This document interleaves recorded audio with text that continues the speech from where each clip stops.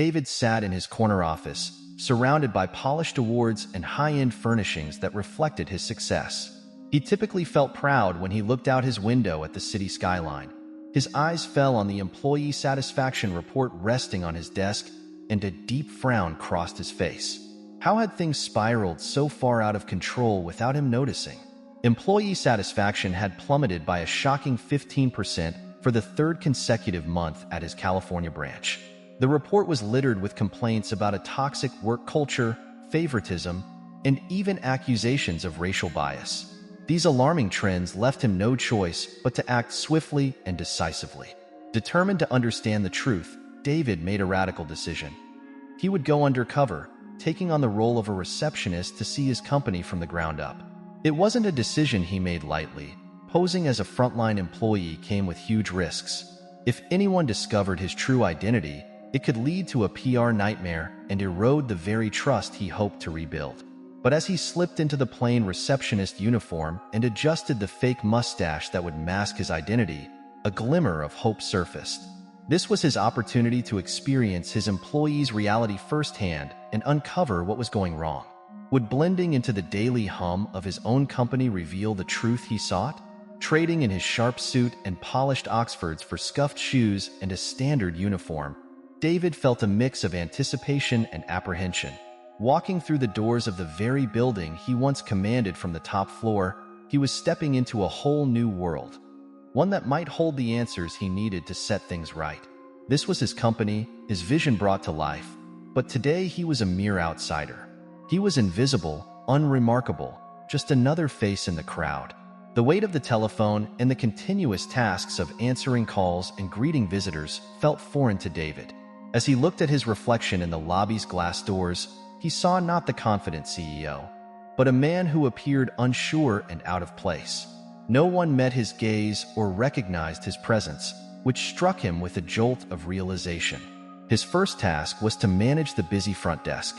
As he handled phone calls and dealt with visitors, he overheard two senior managers chatting near the reception area.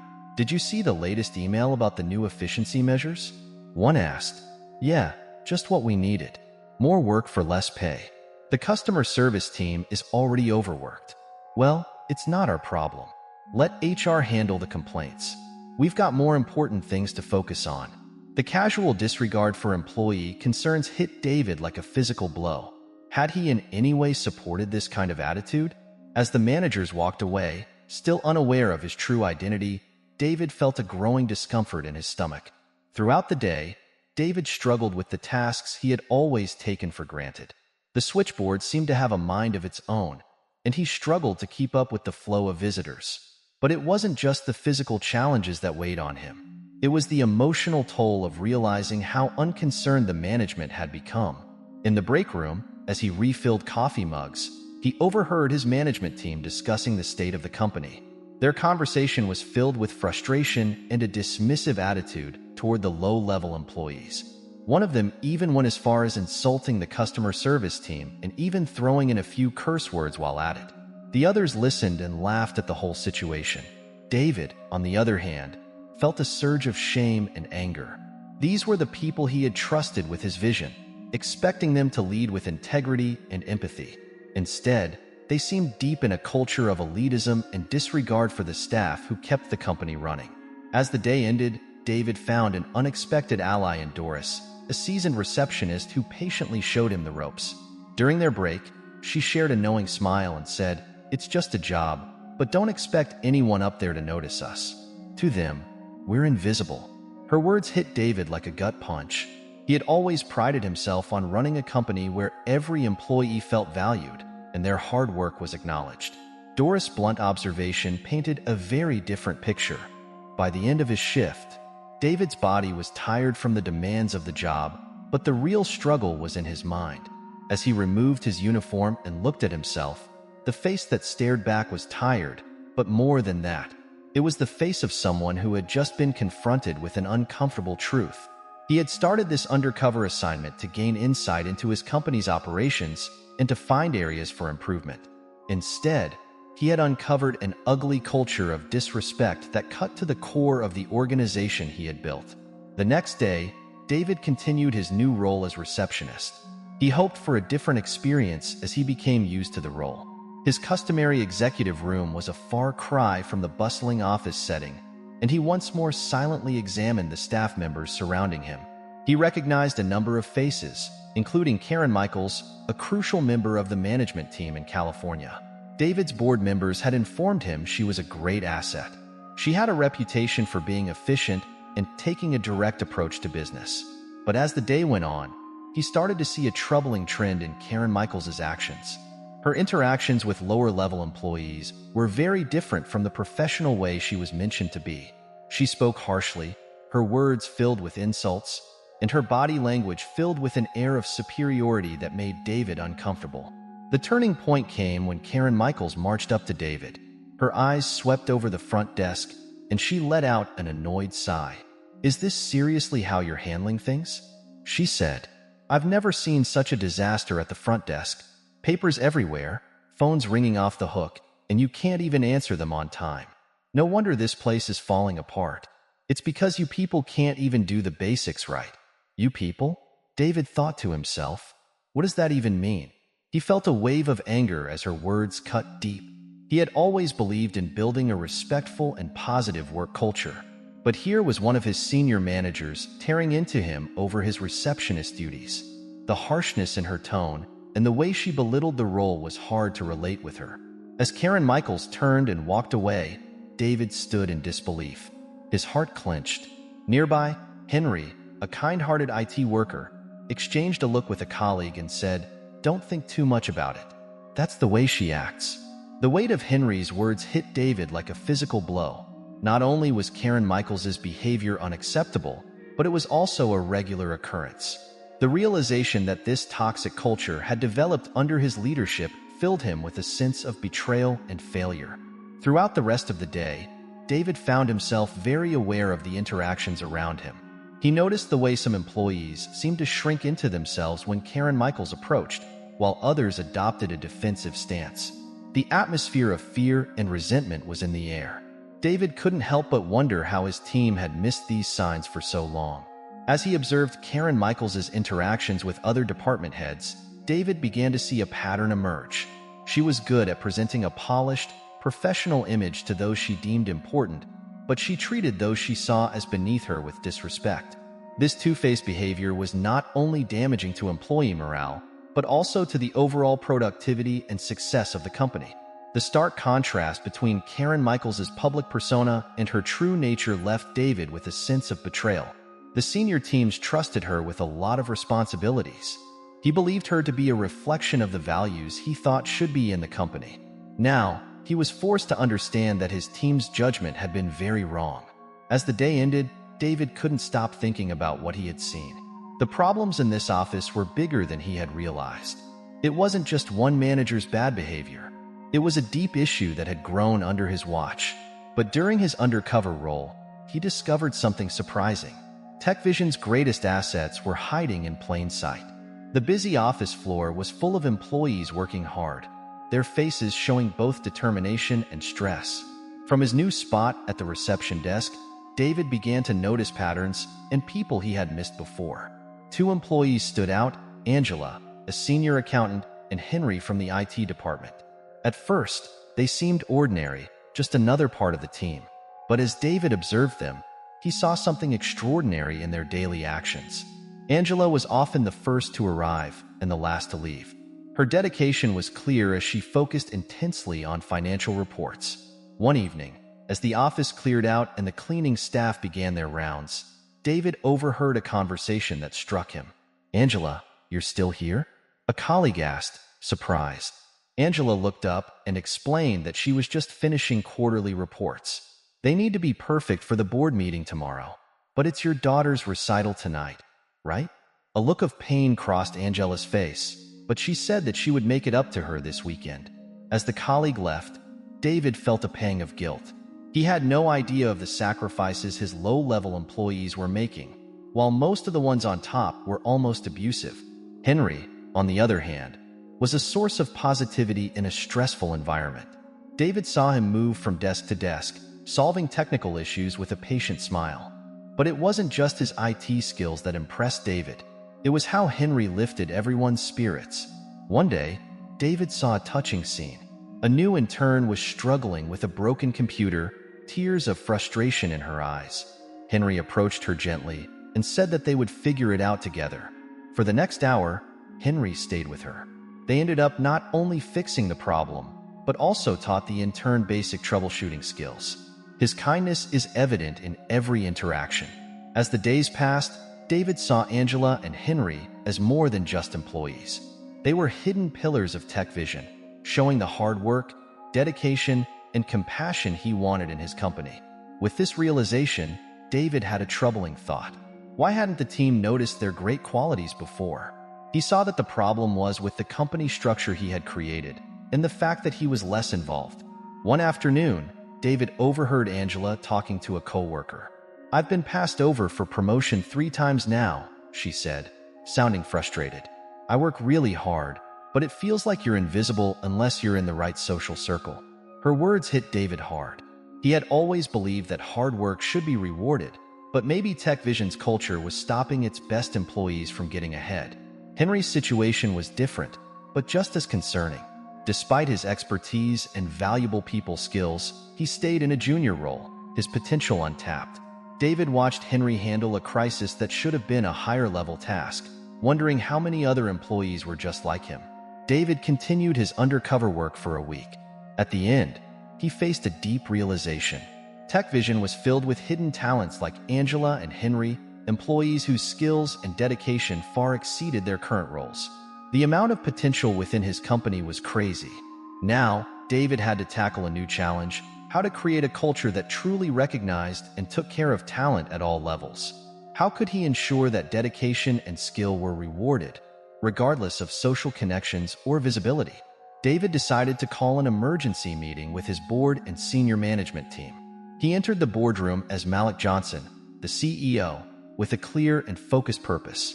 The team looked at him with a mix of surprise and curiosity, unaware of the full extent of what David had discovered. "Thank you all for coming on short notice," David began, his tone serious. "I want to address some serious issues that have come to light. Over the past week, I've been undercover within the company, and what I've seen has been both eye-opening and concerning." He paused, allowing the weight of his words to sink in. The senior managers exchanged uneasy glances. David continued, "Our company is facing a crisis. Employee satisfaction has dropped by 15%, and I found that our culture is not what we intended. There is widespread favoritism and a lack of recognition for hard work and talent." Karen Michaels, one of the managers David had observed closely, shifted uncomfortably in her seat. David noted her discomfort, but remained focused on his message. "We need to address these issues head-on. I've seen extraordinary dedication from employees like Angela and Henry who are not receiving the recognition they deserve. Our current system is failing them, and it's failing the company." David's words were met with a mix of defensive responses and silence. Some managers tried to justify their actions, while others looked genuinely concerned. David knew that change would not come easily, but he was determined to see it through. The first step was to create a more transparent and fair system for promotions and recognition. David proposed a new framework where employee performance and contributions would be evaluated based on merit, not social connections. He also introduced regular feedback mechanisms to ensure that all employees had a voice and could report any issues they encountered. As David sat in his office, reflecting on the necessary changes, an unexpected knock on his door jolted him from his thoughts. It was Karen Michaels. "Mr. Johnson," she began, her voice trembling. "There's something I need to confess. It's about the recent complaints and the toxic culture." David's heart raced. He had expected resistance, but not this level of fear. "Go on," he said, trying to maintain his composure. Karen Michaels took a deep breath. "We've been manipulated. There's something you need to know about the complaints and the drop in employee satisfaction. It wasn't just internal issues. There was someone working against us. Someone who has been feeding misinformation and stirring up trouble from the outside." Before David could respond, Karen Michaels' phone buzzed. She glanced at the screen, her face going pale. "Oh no," she announced. "It's happening again." She handed David her phone. showing him a video feed from a hidden security camera in the general office. The footage was disturbing. An unidentified figure in a black hoodie and mask was in the office. He was going to each employee's boot and threatening them using their personal secrets to manipulate them. The figure seemed eerily familiar. "Who was that?" David asked, confused. Karen Michaels shook her head. "I don't know, but they've been making people act badly. They've been threatening employees with their personal secrets, forcing them to mess things up or face exposure." David's mind raced. If Karen Michaels was right, then the problems at TechVision weren't just from internal issues. Someone was sabotaging the company from the outside. As David tried to understand this new information, another knock came at the door. A tall man in a suit entered, carrying a briefcase. David recognized him immediately. It was Alexander Gray, a well-known investigator who handled major fraud cases. "I'm here because I got an anonymous tip," Alexander said firmly. "I believe someone is sabotaging your company. The person behind this has detailed knowledge of your operations and is using that to cause chaos." Alexander's words only deepened the mystery. David remembered recent company decisions and felt like he was starting to see a pattern. But who had the motive and means to pull off such a scheme? Alexander opened a file and showed David the evidence. "We traced the sabotage to a former employee who was let go under suspicious circumstances last year. They've been holding a grudge and using their knowledge to disrupt your company." David felt a chill. The former employee was a senior analyst who had access to sensitive data and knew TechVision inside out. "We also found out about a network of accomplices," Alexander continued. "They've been using personal secrets to control and manipulate employees. It's all part of a plan to damage your leadership and ruin the company's reputation." David found out that the problems at TechVision were much bigger than he first thought. The company was being attacked in a way that made it look like the leadership was failing, but the real trouble was hidden.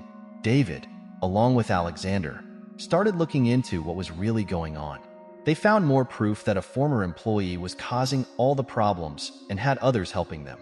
It turned out that the person behind the sabotage was someone David had trusted a lot. This former executive had been causing trouble to get back at David and try to take over the company. This discovery led to serious fights and legal issues to fix everything. Malik also took a strong action. Some employees, like Karen Michaels, had been causing trouble and hiding the problems. They had treated their co-workers badly and kept quiet about the sabotage that was hurting the company. David first dealt with Karen Michaels and the others who were involved. He called them in for meetings and showed them proof of their bad actions. Karen Michaels was told she was being punished for being mean and for hiding what was happening. David made sure they knew that this kind of behavior was not acceptable. Karen Michaels and the others faced serious consequences. They were suspended for a while and had to take special training on how to behave properly at work. They also had to apologize to their teams for the trouble they caused. David wanted to make sure everyone understood that there were big consequences for breaking the rules and not being honest. On the other hand, David wanted to reward the employees who had been honest and hardworking. Angela and Henry were two people who stood out. Angela had worked hard and stayed late, so she got a promotion and a raise. This new position recognized her hard work and the sacrifices she had made. Henry, who had been very helpful and positive, was given a new job where he could lead the IT team. He also got a salary increase and more say in important decisions. David wanted to make sure Henry's skills and positive attitude were properly valued. To prevent problems like this in the future, David also introduced new rules for everyone at TechVision. These new rules included regular meetings where employees could give feedback, better ways to report problems, and more recognition for hard work.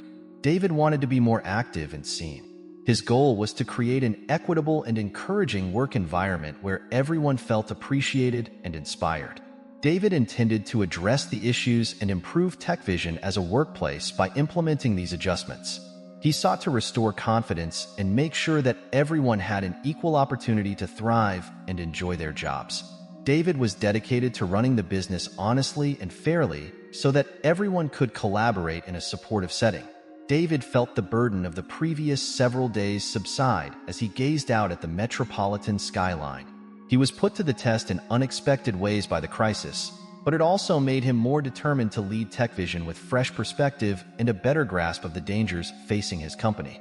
Thanks for watching. and don't forget to leave your opinions and liking. See you soon.